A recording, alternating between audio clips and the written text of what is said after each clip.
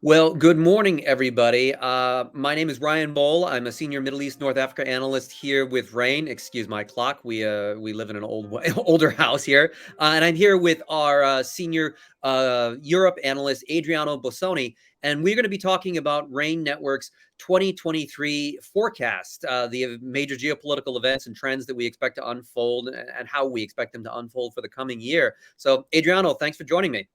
Yeah, nice talking with you, Ryan. We were talking backstage. This is the first time that we do one of these together, so it's nice to finally share a Facebook Live with you. Yeah, it's very exciting that we do a little cross collaboration here between MENA and Europe from time to time as well. So this is a fascinating annual forecast, I would say, because this is one of those very unique years in which we can definitely see overarching themes and topics. Every year, and you and I, Ryan, we've been working on annual forecasts for a number of years now. Every year, it's kind of difficult to try to find common themes, common topics across the entire world, because here at RANE, we cover every corner of the earth. But in 2023, we will definitely see a series of very clear events and trends that will pretty much impact the entire planet. One of those trends is this will be another year of war in Ukraine. Our forecast is that there will not be a ceasefire, let alone a peace treaty in 2023, because the Russians and the Ukrainians, they still think they can extract more concessions from the other and make more gains on the ground before actually sitting on the negotiating table. Then another common theme will be, this will be another year of high inflation, and central banks around the world keeping or even hiking interest rates in order to fight inflation, which will have a negative impact on economic activities. So we will see very low growth and in some cases even recessions. That's in the global north. In the global south, we will probably see energy crisis, food crisis, sovereign debt defaults, everything connected to the combination of high inflation, high interest rates, and overall slowing economy. So as I said before, it's super interesting to us as geopolitical analysts to see that there are these common threats across the world and how they impact every region in a specific way. Yeah, and one of our top forecasts is just about this emergence of this multipolar world in which multilateral institutions like the World Trade Organization become less relevant as countries seek out their own interests and try to develop comparative advantages, whether that's military or economic comparative advantages against one another, and means that the rules-based order that so many people's assumptions were built on continues to be eroded through this year as part of that wider trend that we've been seeing that we, at RANE have been tracking for a long time. Yeah, exactly. Another of the big overarching themes that I was mentioning before is the rise of protectionism. We will see the three biggest economies in the world, the United States, the European Union, and China, all implementing their own measures to protect their domestic industries, to protect their domestic workers, to shield themselves from competition from the rest at a time of significant global uncertainty. So this will have a negative impact on what you were saying, Ryan, on multilateralism, global cooperation, global integration. This will be a year in which the trend will actually move in the opposite direction. We will see some aspects, I don't want to exaggerate here, but some aspects of a de-globalization, which is to me a super interesting development that will have an impact in 2023 and beyond. So that's another big one. And then regarding the regions, what's the outlook for the Middle East and North Africa, which is the region that you particularly focus on? Right. So, like, one of the biggest things we've been focusing on for years is the progress towards an Iranian nuclear deal. And in 2023, we're not very optimistic that we'll see much progress there.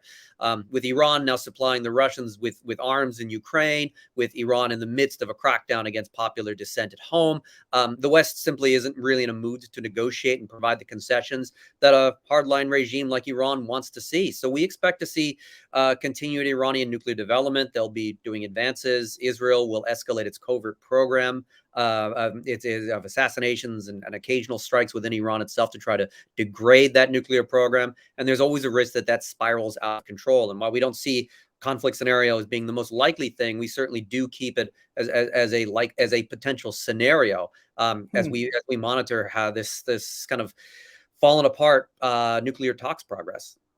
Wow, that's super interesting. And regarding Europe, which is the area that I primarily focus on, we will see it's going to be a tough year. Energy supplies are going to remain tight and expensive. As I said before, economic activity will slow down, but it will happen at a time when labor markets are also relatively tight. So we will see unions and other groups like pushing for higher wages, which could also trigger wage-related inflation.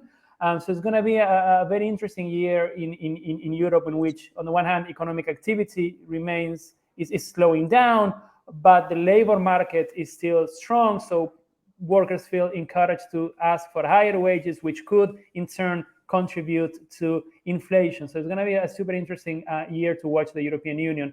And against this background, as I said before, we will see a more protectionist Europe. We will see the EU allowing member states to protect certain sectors of their economies. We will see the European Union increasing oversight of foreign investment, especially, but not only, from China. We will see the European Union allowing its member states to maybe spend a bit more. They will reform their rules on fiscal deficits and debt so that member states can spend their way out of the economic crisis.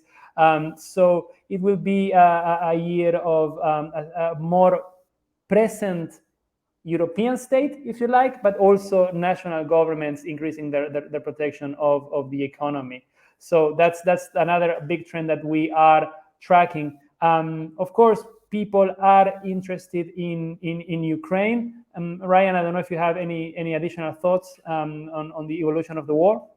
Well, just contextualize that we have a Christmas ceasefire, and I would put that in quotes right now. Yeah. And this sort of ceasefires in quotes is really what our baseline forecast is continued intermittent fighting with two sides who militarily have trouble making advances against one another. And that will likely be the pattern through the rest of the year. And we're not expecting things like a Russian domestic uprising that would significantly alter Moscow's calculus.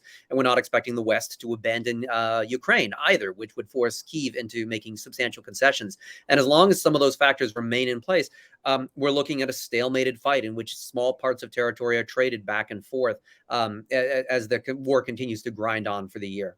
Yeah, exactly. And the final topic that I think we should discuss before ending this Facebook Live is something that our clients ask us a lot about, which is the competition between the United States and China, especially when it comes to technology. We will see not only a continuation, but potentially an intensification of that competition as the United States reaches out to its main partners like South Korea, Japan, the Netherlands, to try to restrict their exports of crucial technology like semiconductors, but not only to China. And also the United States willing to go it alone. If they can't get enough support because their partners are a bit reluctant to irritating China too much, the United States will be willing to do even more to try to curtail China's access to technology. And I insist, semiconductors will be the key battleground, but it will expand over time to other areas like artificial intelligence and quantum computing and so on and so forth. So there's no end in sight for that war, technological war between the United States and China, which will also force China to become more self-sufficient and heavily push to develop its own domestic internal capabilities to deal with this isolation that the United States is trying to create. So yeah, that's another thing that we get a lot of questions from. And speaking of questions, Ryan, I have one for you. If you are watching this live and you said, well, these two guys are kind of interesting, I want to read more from them, where can they find our 2023 annual forecast in particular, but our coverage on global affairs in general? So you can find it on our website at RANE Worldview, and I believe I always have to check the URL for this, but it's well, it just popped up right there. There we go. So RANE Worldview, RANEnetwork.com. Worldview is our product that you can subscribe to and read our annual forecasts and get an idea of what we're thinking for 2023.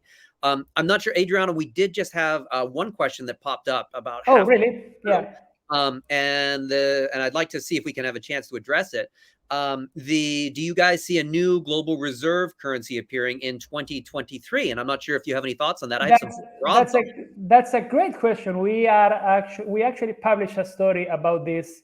I think it was today or maybe yesterday, and the short answer is no. The long answer is that China, in particular, they will push really heavy to increase the internationalization of their currency, the renminbi, but they are very far from turning it into a global reserve currency because of internal limitations, because of their internal regulations, because of the way that the Chinese markets work, because of their own financial sector, which is very modest, because of their own internal market, which is still very modest in that regard. So no. And then we will see other countries like India, but it's in a much earlier stage, trying to kind of do something similar. But the answer is no. The US dollar will remain by far the main reserve currency, which gives the US that little extra leverage when it comes to issues like sanctions or pressuring other countries. So it's a big leverage. It's a big advantage when you control the core global currency. Right. And I mean, as we see the multipolar world unfold over the next decade, the idea of alternative global reserve currencies will become more viable, but it's a slow process. The US dollar is still very dominant. And we know that investors don't necessarily like to take a risk on currencies that might come from governments that manipulate them here and there. I don't know if anybody else has any other questions. Otherwise, I would encourage everyone to please check out our website at ranenetwork.com. RANE Worldview, again, that is the product where you can find our 2023 forecasts. And we hope to see you guys again. Thank you, Ryan. Nice